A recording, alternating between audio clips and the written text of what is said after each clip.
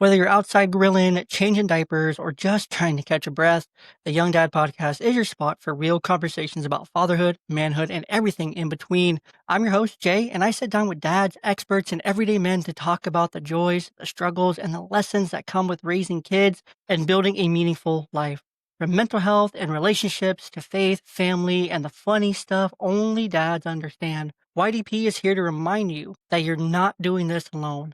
So grab a juice box, grab a snack, kick back, and join the conversation because fatherhood doesn't come with a manual, but it should come with a podcast. Every dad dreams of sending his kids to college, but not drowning in the debt that comes with it. The truth? College is broken, and families are paying way more than they need to. Today's guest, Paul, has helped over 500 families save tens of thousands on college without compromising retirement for their kids' dreams. If you ever looked at tuition numbers and thought, how are we supposed to afford this? This conversation is for you. So whether you're outside grilling, on the lawn, changing dirty diapers, or maybe you finally got a moment to sit down, relax, and listen to your favorite podcast, thanks for being here and thanks for tuning in. Today's guest is Paul, certified financial planner and founding partner at Bridgewise College Planning, a company that helps families send their kids to the right schools without wrecking their finances.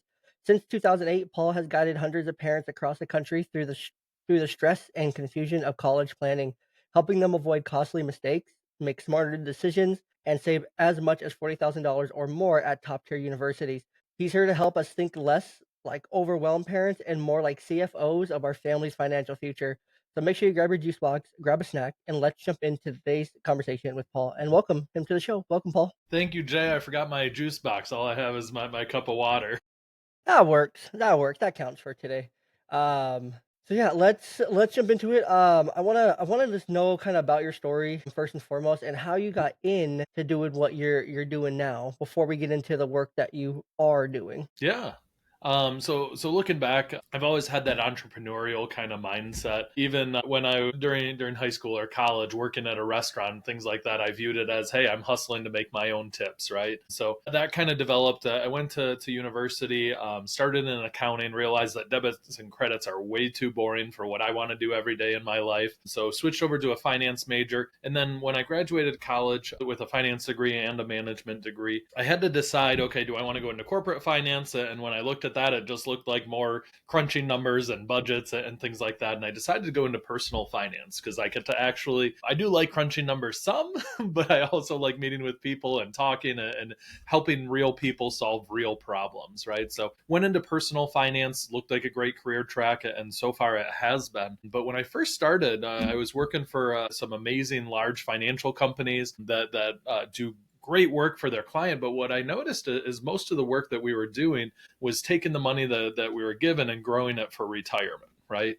We weren't actually doing financial planning. We were just doing the investment management piece for individual clients. And while that's good, and that is a piece of people's financial life, it doesn't actually solve real current problems, right? So what I noticed is people aren't working with families to figure out how to pay the entire college bill, how to get more financial aid, and really how to do that effectively. So I just saw a big hole in our entire industry and said, you know what? I'm going to work my butt off to fill that hole.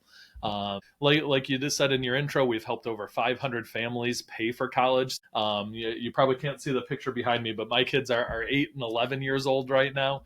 So I haven't paid for college out of my own pocket, but I've done it just hundreds of times on a one-on-one basis with those families that I serve. I get to bring a lot of that expertise and a lot of that experience. And then I have an amazing team around me as well on the financial planning side. We have certified counselors meeting with the students. We just have an amazing team to help the student get into the right school, pay less for it, and figure out how to pay that bill without sacrificing everything else. Yeah, I love that. And so while working with hundreds of families, what have you noticed about like our like college system? I know I mentioned in the intro that college is broken. Why is that? Yeah, so it's just the whole system is not set up in the best interest of the families and the kids that are going off to college, right? So I'll specifically talk about, we can talk about all sorts of problems in higher education and government and everything like that. Mm-hmm. I'll just talk about the financial side of it here for today, and we could get into the rest of it. I could probably do a 20-hour podcast if we had the time on all of it. But the big part that's broken is just the pricing model. I mean, there's most in-state public universities right now are between $25,000 to $40,000 just for 1 year for one student. When we get into the private universities and then the more elite universities, your Dukes and your Yales and your Northwestern and Stanford and USC, schools like that are all between $90,000 and $100,000 for 1 year for one student. So we need at least 4 years for each student. The national average is 5.8 years to finish a 4 years bachelor degree. So for a lot of students, they're looking at 6 years. And then you need to multiply that by however many kids you have, right? So I have the 2 kids. My sister has 11 kids right now. Like we're talking about huge things. So for most people, especially if you have 2 or 3 kids, how much you end up having as the list price for your kids' college education is probably going to be higher than what your house is, what you purchased your house at. So in a lot of cases, we're talking $250,000, $500,000, sometimes up to even $1 million if you have 3 or 4 kids for that college education. So that's where it's really broken. You're not going to be able, if you have 4 kids, you're not going to be able to afford $1 million for your 4 kids' house on most people's income, right? So we primarily serve middle class families. So that's most of my experience. We have some very, very wealthy clients that we serve. We have some lower income families since we serve, but 70 or 80% of our clients have between 80 and maybe 2 or 300,000 of income each year as a household. So we're working with those families that don't have all the money in the world and they feel like they've heard they get squeezed out of the financial aid game. And that's one of the big things that we're looking for. How do we pay less for college first, right? So if we can pay less for college and have somebody else foot a good portion of that $250,000 bill, that's what we want to do. So that's where our expertise comes in, and knowing which universities can offer the most financial aid, knowing the intricacies of the financial aid system, and then applying that to help that family pay as little as possible. And that's where, Jay, buying a college education is kind of like buying an airline ticket. Everybody gets on the plane at the same airport, everybody gets off the plane at the same airport. Not a 2 people on the plane might have paid the same price, right? Because the price of the seats changes from day to day. You can use miles, you can buy it at the counter, you can do all sorts of different things. There's all sorts of different prices for the different people. It's the same thing for a college education. The kids are sitting in the same lecture hall with the same professor, with the same access to the library. All of the things are the same in the education part, but the price you pay is very different for the kids who know the system than the ones who don't. Yeah, no, it makes sense, and you're totally right that we could do 20 hours on so many different elements of the college system itself. Mm-hmm. But the pricing that you're talking about here is so broken. So many different universities have so many different options. They have not options, but they have so many different price points, right? And it's so much of the same education no matter where you go. The same degrees, you end up in an office or working in a business with someone that maybe went to a Yale and you went to a Duke and you went to a JUCO, a junior college, and you Mm-hmm. still got a 4-year degree or you still got an online bachelor's degree for a Mm-hmm. small fraction of the cost, and you guys are all making the same amount. You guys all, in the end, you all are there no matter what, and it doesn't Yeah, really and I'll matter at agree the with end of you, it. Jay, that a lot of the classes are very similar, almost the exact same material and same quality of professors. The one thing that I missed while I was in college that I would be encouraging my son to explore is what connections with what type of people do you want to make in college, right? So who are those or for men, who are those brothers that you met in college that they're going to be some of your best friends for your entire life, or if you can find the right people, they will be, right? That's a big part of what type of people go to what type of school and who do you want to surround yourself by. I heard an interesting statistic, and I'm in the financial world, and I'm going to talk a lot about finances, I'm sure, but I know finances is not the only measure of success with parenthood and everything like that. But they did a study that looked at how income works for kids later on in life, and most people would think that how a student does or how the kid is raised, what lessons they got from their parents matter, and how much income their parents make matter, and what friends they choose matters. And all of that does matter. 100% it does matter. But there was one thing that stuck out more than anything else that is the leading indicator of how much success they're going to have financially throughout their lifetime. Jay, any other guesses what it might be? I mean, relationships. It's close. It has to do with relationships. Absolutely. It's how much money your friends' parents make was the leading leading indicator of success. So we think about these young minds in grade school, in high school, in college, they're getting exposed to what else is out there in the world outside of your household, right? So depending on what college, what high school, what area you live in, all of those different things exposes people to what else is out there, right? And it's not just with it's not just with finances, I'm sure. It's just harder to measure everything else. It's what lessons that your friends' parents are teaching you when you're over at their house, right? It's what are the expectations of, do we sit down for dinner together, or is it, everybody just eats separately, right? What is that relationship like with the spouse at your friends' parents' houses? All of that is going to lead you to learn, to understand, and to grow. That's where I think part of the college education is, what type of people are you surrounded with, and what are those relationships that you're going to develop over time. And that's one thing that, and I wasn't in a fraternity, so I'm not trying to promote it or anything like that, but that's one thing that some fraternities and sororities do very well, is they make that bonding relationship by living with the other people and being social with the other people and all those different things. They make that bond that you can go back to those friends for the next 50 years, right? And they want to hear from you, they want to help you, they want to see you develop. And for a lot of people, while you got the same education, if you didn't make those right connections, then you don't get the call for a job offer from that friend that you knew from 15 years ago, right? That you kind of kept up with, right? You don't get the development. You don't get the, hey, somebody's dad's friend is hiring for an intern, right? So if you're not making those connections, you're not getting those opportunities that people who make the connections make. So that's where I think a lot of the value of some of the universities comes from. But just because it says it's $90,000 a year doesn't mean you have to pay $90,000 a year to get there. Yeah. And I think that's a good point too. Like the connections that you end up making. Those are super important things. Like who you're surrounded with afterwards and who you take with you like through the rest of your life or through that next phase in your life. Maybe not the rest of your life, but into that next phase post college and whatnot. Who's gonna be in your circle, who's gonna be your influences, and what are your influences gonna be? I think that's super important to think about too. Different schools will provide different opportunities to you in that way. I really feel like that's a big part of it too, but I feel like you can also make connections in other ways, even at like a smaller school, right?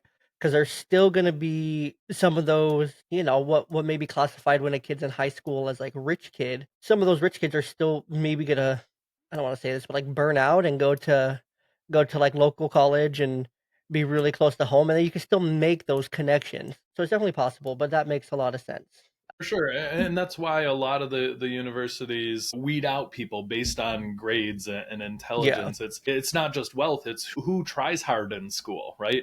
Do you want to be in the other 20 people in a small class? Do you want them to be people who are driven, who are going to try hard and do their very best? Or do they want people in that classroom who are going to slack and they might not turn in the homework on time and things like that, right? And that's where you want to be surrounded by the people who are trying hard. And at some schools, you have to do it's hard to do that, right? At other schools, it's very easy to do that because the university already weeded out most of the people who weren't doing those right decisions.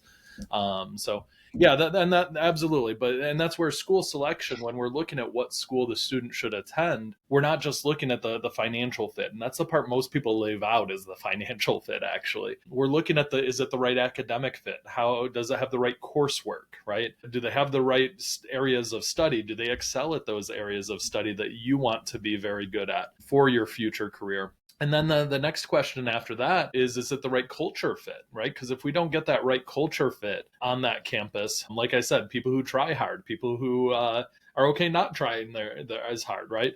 What's the right culture for that individual student? But it's not just that. It's the things a lot of people think of is how far away from home, right? Is it in the downtown area? Is it in a suburban area? Is it in the middle of nowhere, right? Some people want different campus experiences. Are there parties every weekend or not really, right? A lot of people want different experiences than others, even political, right? And some are very liberal, some are very conservative colleges, right? Is there a religious aspect that some people are looking for, right? So there's all these different factors that need to fit into, is it the right culture fit on that campus? And if you get those wrong, well, the kid's not going to have a great experience. They're probably going to transfer out and try to find something that was the right decision. And then we delayed that educational progress and often need that extra fifth, sixth, seventh year for that education. So we love to get that right at the right at the beginning. If we can get the right culture, the right coursework, and the right cost, then we're going to have the trifecta of that's a great fit school that you really should be looking at. But it Good takes point. some effort. It takes a lot of preparation, starting usually between middle school, ninth grade of high school. That's when that effort needs to be put in to start developing what are those right fit schools, what is the right fit career path. All of those different things need to be developed ahead of time, or you're going to get to senior year and you're not going to have a clue how to do it, right? So that's one of the reasons we call them college readiness breakthrough sessions, and people can go to bridgewisecp.com or search Google for Bridgewise College Planning. And a lot of families will want to take advantage of that to see what your path is for college and see if you're on the very best path for yourself. So we love to offer those no charge. Yeah, we love to help people. College really shouldn't bankrupt smart families. It should reward them, right? And that's where I'll tell you the story. Dave was a client of ours. He came in for one of those college readiness breakthrough session, and he paid for his daughter to go to a top university. He also had another special needs daughter that wasn't going to be attending university, and then the third son was in college. And all of a sudden, he was laid off unexpectedly. So he had just gone through some of the most expensive years of his life, but because we had set him up with a good amount of liquidity and we had a clear plan for his path towards retirement, when he got laid off, he got a small severance package, which really helped his financial plan. We were able to tell him within a week that he's already financially free. He doesn't need to go back and get another job. And he ended up doing some consulting and actually started his own small business. So he retired early and now he's decided to go back. He started a franchise business and is trying that out. All of that's built into that financial plan that because he took advantage of that college readiness breakthrough session, he was able to get. Very cool. Yeah, kind of going back to that trifecta that you mentioned, because it that I never really thought about it. Like the coursework is really important, but again, kind of like we mentioned a couple times, like it's pretty cookie cutter. Some may be quote unquote better at it, or have a label, or maybe have an expert in some field kind of thing. But really, other places that you're gonna be, education you're gonna get is gonna be pretty close. It's not gonna be too different. But then the culture fit, I've never really thought about, and how important that is. Because just like when you're looking for a job, right? You don't want to take a job to where you feel like the culture is gonna be bad. That's probably one of the top questions I get asked during my day job, like when I'm interviewing people, like what's the culture like here? Mm-hmm. And trying to find those culture fits, and I love when they ask that question, because I know that that's something that they care about and that they may add something to the culture, not just take from it, because you gotta have both. And then the financial piece of it is super important. Are there any, like, financial mistakes that are common that are made in this process of planning for college? Yeah, so the biggest one, there's a huge myth that goes around, and I'm sure you've heard it, maybe some of your listeners have heard it, is we make too much money, don't even bother applying for financial aid. Our kid went to XYZ school, and we went through all this extra work to do all the financial aid process, and we didn't get anything, right? I'm sure almost everybody's out there has heard a similar story. But remember, financial aid, whether you get financial aid or not for most middle class families, is going to be determined by whether you pick the right school and if you set yourself up for that financial aid. So maybe that family who's telling you that their experience is 100% accurate, that they didn't get any financial aid, but maybe they picked the wrong school for their family. They weren't looking for the schools or didn't know how to look for the schools that give the best financial aid for a family like yours. And then the other issue could be that they didn't know the financial aid formulas and how to leverage those into their favor ahead of time. And if you don't get those two things wrong, you're not going to get much of anything in financial aid, right? So that's where you want to take control. You want to know that system. So the biggest thing is the biggest mistake people make is not planning ahead for that. They start saving money in areas that hurt how much financial aid they get. A lot of people save money for college in a number of different places. And I'll give you the statistic because this is really interesting. Just an extra $10,000 in savings, depending on where you put it, could end up costing your family between $500 and $2,500 more for that college education. So for every $10,000 your family saves up to be good, responsible people, to try to pay ahead of time, and save up the money so you can afford that bill, can hurt you. $10,000 hurts you between $500 and $2,500 per year per student if you put it in the wrong spot. And that's where we want to get as much financial aid as possible. So if we put it in the wrong spot, we lose all of that financial aid. If we put it in the right spot, well, then we have that financial aid and we don't have to come up with as much money to pay the bill. And that's a big thing that most people don't know about. They don't understand those financial aid formulas. So when they go and apply for financial aid, they don't get much of anything because they didn't know how the system works ahead of time. What you keep saying that putting it in the right spot, putting it in the wrong spot. What do you mean by that? Yeah, so when we talk about assets on the financial aid formulas, there's a number of things that will count against you and a number of things that won't count against you. So the ones that will count against you is your savings account, your investment accounts outside of retirement, your 529 accounts will count against you. UGMAs and UTMAs, those are going to count against you. So if your kid has assets in UTMAs or UGMAs that your parent might be in control of, or if you have a 529, the college is going to assess those against you because they're looking to see how much money you have available to pay that college bill.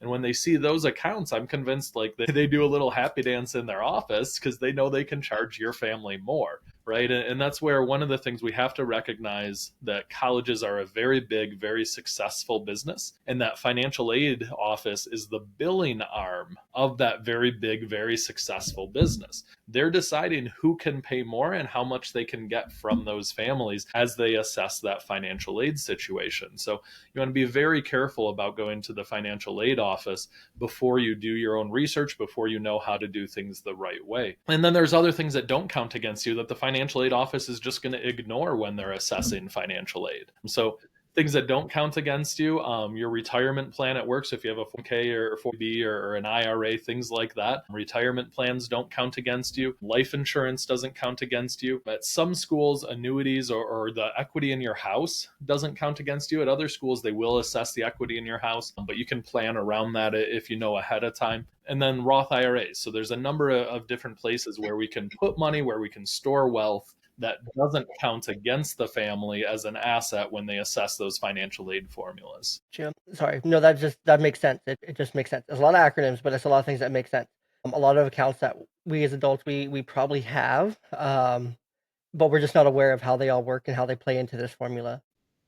Yeah, and a lot of people have been looking at it from like a tax perspective because you file your taxes every year, which accounts get the best tax advantage and everything like that. There's now another thing on top of it you have to consider. When you have kids that we expect to go off to college, we need to know an additional set of formulas, an additional set of rules that you want to be the expert in. And there's things you're doing as early as freshman year of high school that's going to go directly onto those financial aid forms, that we need to start making decisions so that we know what's going to go on the forms and what's not. So if somebody has a junior or senior in high school, it's not too late. If you have somebody in college, it's not too late. But you've already done things that are going on those financial aid forms that we won't be able to take advantage of for the first couple years, but maybe we can for the last couple years of that college education, because we need 4 years at least worth of financial aid. And hearing all this, it makes me think like this all kind of sucks. Like the system that we have like set up, like it kind of sucks. And because it's so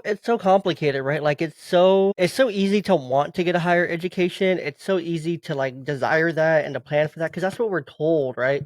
Like that's what our kids are told, like growing up, going through middle school, high school, and that they need to go to college, have a higher education to be able to get a better job. And then once they're in college, and they're told you need to get a master's degree or a doctorate degree, you need to do more school, more school, more school, more school. But the system is so sucky. You have to know all these tricks and all these accounts and all these things like this. The process is not simple. It's not attainable. And, I would imagine, hearing all these acronyms, hearing all these terms and hearing, now we're including taxes and all this, and now I got to think, and I got to start planning when they're in ninth grade and so far ahead, which is good. You should be planning ahead. That's just being proactive. But man, like for an average family and whatnot, I don't I don't think that like the average American, and I could be wrong, correct me if I'm wrong on this, but I really don't think that they have the financial literacy to understand all this. Like we're not taught that financial literacy piece in school ourselves to understand all this. Yeah. So Jay, how do you solve the problem if you don't have if you have a plumbing problem in your house and you don't know how to solve that problem? You hire somebody who does have that expertise, right? I go on YouTube, but I do a lot myself too, but there are certain things that I know I'm not going to be able to practice. What's a good example? Drywall finishing. I'm not doing any drywall finishing because I know the experts are way better at it, and they're going to get a much nicer job on it, right? So while I can patch a hole and I'll sand it and do all the other stuff, if we're putting up a whole sheet of drywall, I'm going to hire somebody to do it because I'm not going to be able to develop that expertise that quickly, right? So that's an option for some people, but it's not something that somebody couldn't learn. And that's why we love doing the free college readiness breakthrough sessions. That's why we love coming on podcasts and teaching people some of the knowledge and the tips and understanding of what to look out for. We do community workshops on a regular basis all across the country. We do virtual workshops online just to teach people, here's how the system works and here's what you need to watch out for and here's what you can do to put yourself in a better position. So yeah, most people who come in for a college readiness breakthrough session, Jay, only about 30% of them only ever have the opportunity to work with us because we're very strict on who we sign on. So most people, we're just giving them really good tips and sending them on the way, and they are going to end up doing it themselves. So we do charge a fee for our services. It's between $3,000 and $7,000. We do a lot for that in that process to make sure that they're doing everything every step of the way to do that. But we're not going to sign on somebody for a few $1,000s if we're not going to have a major impact on their education, on their life, or on their financials. So that's why we do it the way we do, is we just love helping people. If we can help people enough that it justifies a fee, then you can end up working with us and having our expertise on your team throughout the high school and college years.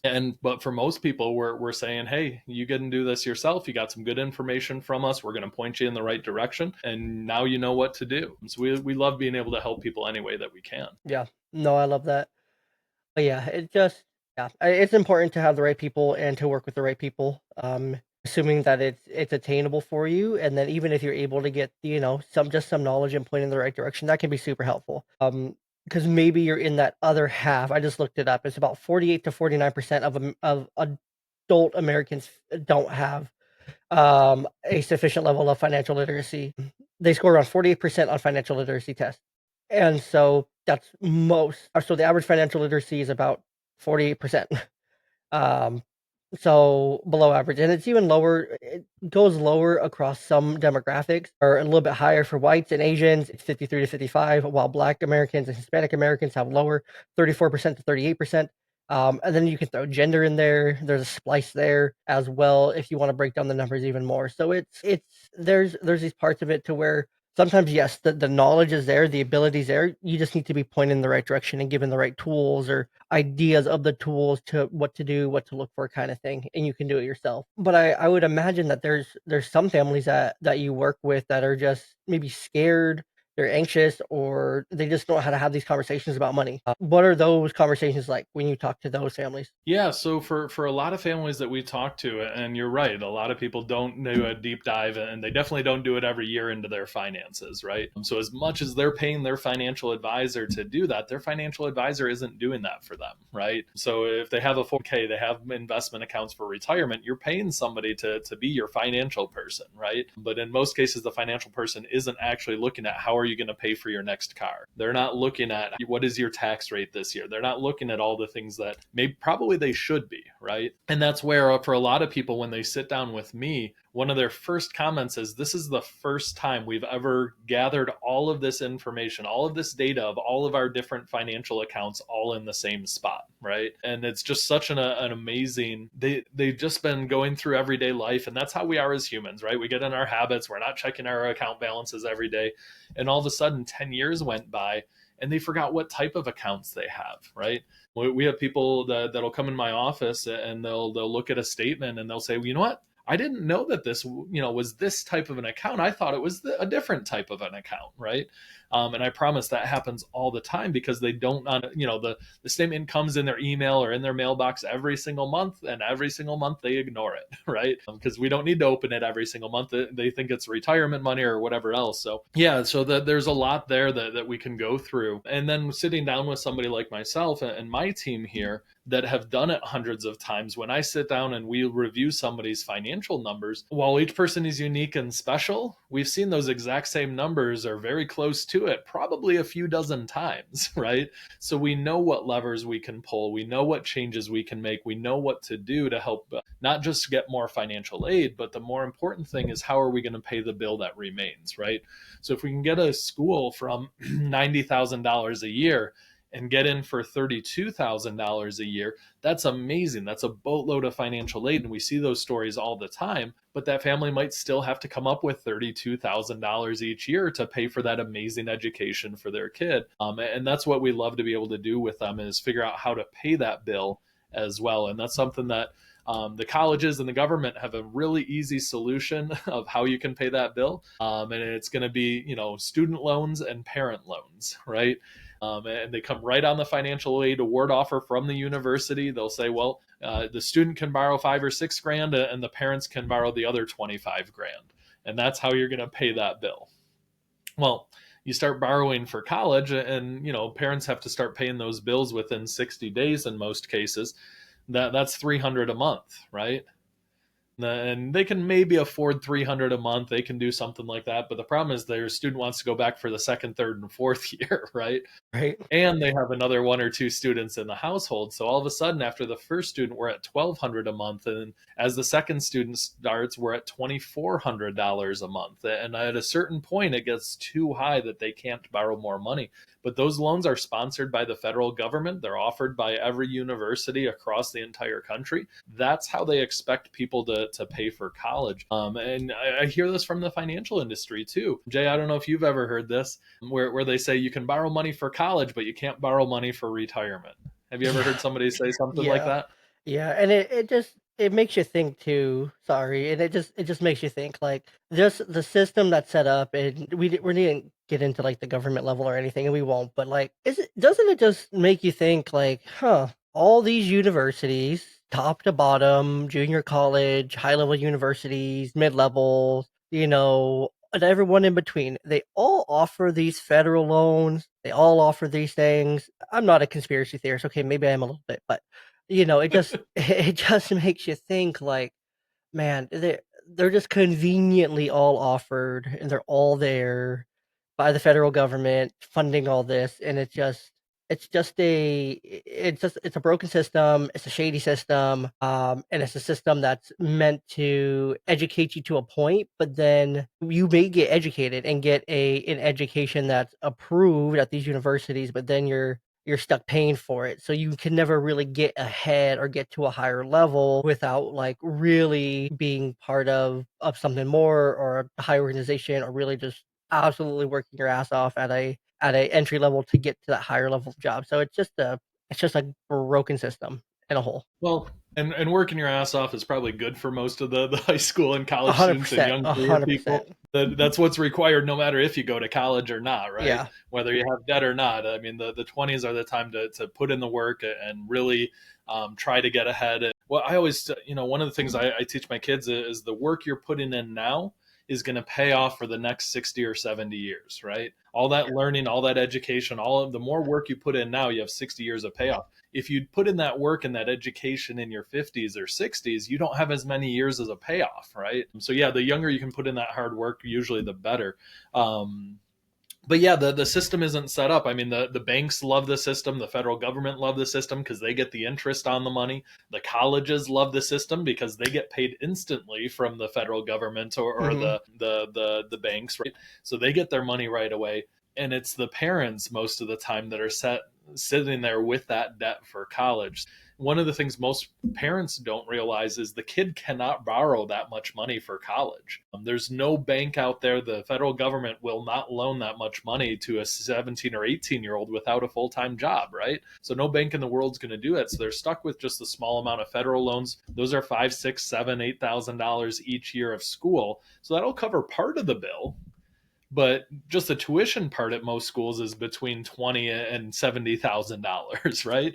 Let alone the room and board. So we're not even close to covering that full tuition bill with the loans in the kid's name. And that's where if you don't have the savings, most people turn to loans, and loans just compound the problem with interest, right? So it delays it. You don't have to come up with the $25,000 this year, but it makes it worse and worse and worse over time. And if the parents are making payments on those, that's taken away from their retirement. So we had a family who got referred into us, had two boys. They both went to in-state public universities, so not really expensive universities. And they used their 529 college savings first to pay for college. And they had a reasonable income, so they tried to pay some out of their cash flow, but they had other bills. They had a mortgage and they had car payments and they have the life to live, right? So they borrowed the rest of it for their two boys' education at the state universities. When they met me was just after their second son had graduated college. They were paying $2,400 per month on those kids' loans for their kids' college. So that 23,000 or $2,380 every single month was going out to the banks and the government for those parent loans for college. And it's just absolutely crazy. And they had high income. They were maybe $400,000 a year between the two of them as far as income, so they can afford it. Most of us regular middle class families can't afford $2,400 a month to repay for their kids' college. But either way, from the financial guy's perspective, that's all money that should be going into an early retirement, right? And they can't do that early retirement because they have $2,400 each month going out to this debt for their kids' college. And that's where there's a better way that we can plan ahead for more in financial aid. We can plan ahead to how we're going to pay the bill. So the National Association of College and University Business Offices says the average private college financial aid, the discount rate for first-time undergrads is 56.2%. So most people are getting substantially financial aid, especially at those private universities, in order to make that bill more affordable. And we want to make sure families get their share of that financial aid. Gotcha. Okay. That's really cool. It's really cool to hear all this and to hear that it is possible, that there are feasible ways available out there. And I think it's just important to remember that, to do your research, not feel like you're stuck, and to reach out and to find ways that you can be smarter about it, and the way that you approach it and the way that you approach the system. You can be smarter. You can't always be smarter than the system, but you can be smart enough to learn how to navigate the system and make the system work for you instead of getting worked by the system, I think. Yeah. Absolutely. And that's where it was T. Boone Pickens who said, a fool with a plan can beat a genius with none, right? So anyone who makes a plan ahead of time, even if we deviate from it later on, is going to be well ahead the people that made no plan as they went into it. So we're not just financial planners. We're also a team of college guidance counselors who are helping the students pick the right path for themselves as well. The ones who don't wait until you picked a school and received the bill. Make your plan ahead of time. So I always joke that when you first should make that plan is when you first found out you were pregnant, right? That's when you should have started making that plan. But that's why we offer those college readiness breakthrough sessions at bridgewisecp.com, BRIDGEWISE.com, or you can search Bridgewise College Planning, is because I've never seen a family that got better results by waiting and putting it off. The ones who do well in this college planning process are the ones that take control, plan ahead as soon as possible. And your listeners can do that just by searching Bridgewise College Planning and clicking on the website. There's a button right on the top of the website there to take advantage of that college readiness breakthrough session. Love it. Well, Paul, this has been a really great conversation. We're getting towards the end of the podcast here, and I just want to give just a CT. Actually, let's do the dad zone, and then I'll do the clear takeaway, Love it. just for some fun for you. Because this conversation, I think, is important. I think it can be a little overwhelming for some people. I think it can really get people thinking, maybe get people a little nervy, a little like, oh my God, I'm so behind. My kid was born 2 years ago, and I'm so behind. Kind of thing. But no, you still got time. If your kid's not in ninth grade yet, you still got time. You still got time. You still Well, got time. even if they're in high school, most of our families do sign on during high school. So we do specialize in all college planning, but most of our families are late stage college planning where you still can figure it out. That we can, I mean, if you're more than a month away from paying for college or finishing paying for college, a lot of times we can help figure out a better way to do it within your family's financial numbers. Yeah, absolutely. I love the dad questions though. What do you have for that, Jay? Yeah, let's jump into the dad zone here. So the dad zone's designed to be just 4 questions to help us, kind of come down from the podcast a little bit and just have a little bit of fun here at the end before I close us out. So first question in the dad zone is, Paul, does pineapple go on pizza? Yeah, it's America. You can do whatever you want. I guess that's true. Who are 3 people, dead or alive, that you'd invite over for a dinner party? Three people you'd invite over for a dinner party. And so probably George Washington, probably Teddy Roosevelt, and then probably my grandpa who passed away a number of years ago. Very cool. And then what is your guilty pleasure food? Guilty pleasure food. So I've been trying to lose some weight so I don't have as many as I used to. So I've lost about 50 pounds over the last year and a half. So I'm doing good. Congratulations.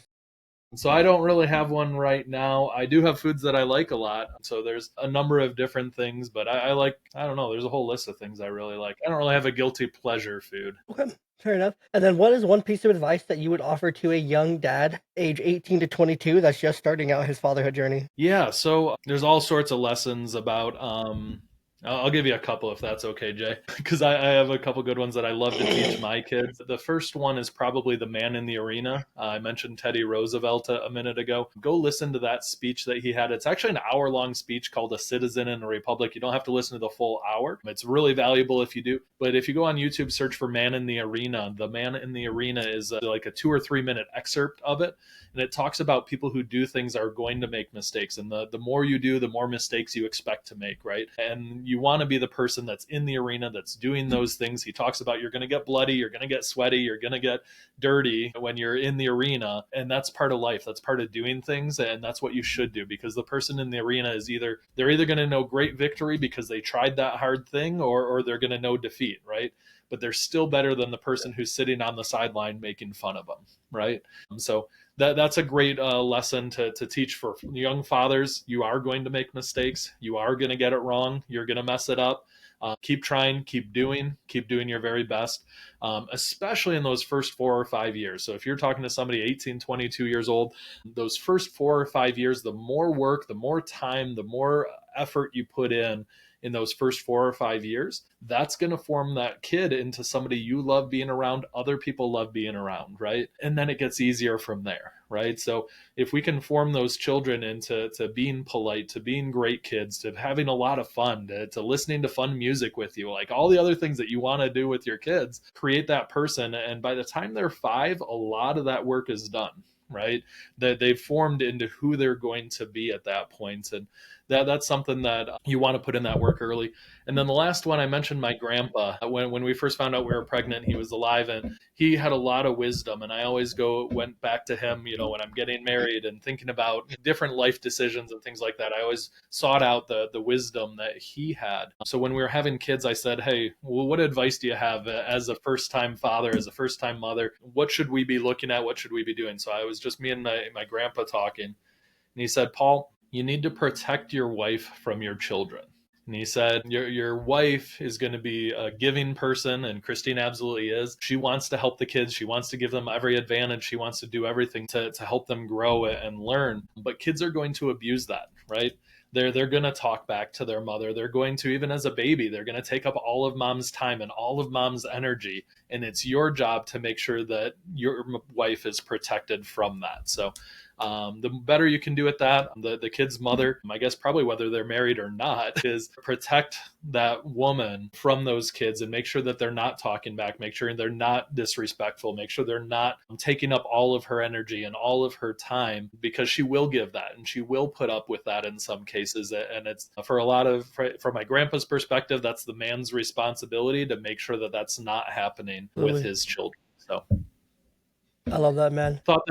Thought that was really unique, something that most people I had never heard that from anyone else before, so I love sharing it. I love that. I love that. And so for our CTRA this week, a CTRA is something I do every week on the show to just close us out. It's our clear takeaway, our reflection, and action for you guys. So our CTRA for this week is: college planning isn't just about your kid's future, it's about your family's financial freedom. The reflection I want you to take away from this week is: what conversations about money are you avoiding with your kids and why? So just something for you to think about as you go on the next week. And then your action for this week is I want you to schedule a 15-minute family finance talk this week. You can do it with just your spouse, you can do it with the whole family as a whole, but bring honesty, a calculator, and no judgment. It's never too early to plan smart. So go ahead. If you didn't hear all that and you want to re-listen to it, rewind 15, 30 seconds, maybe 45 right now, and go through that CTRA again so that you know what you're reflecting on and what your action is this week. Paul already talked a little bit about Bridgewise College Planning, where you can find that a couple times. So go back and listen to that. It'll also be in the description of the podcast episode. And so a big thank you to Paul for joining us today and helping families everywhere get smarter about college. If this episode opened your eyes, share it with another parent who needs to hear it. Until next time, make sure you clean up your trash, guys. Throw it away so the wife doesn't yell at you, and keep showing up. And we'll catch you next time right here on the Young Dad Podcast.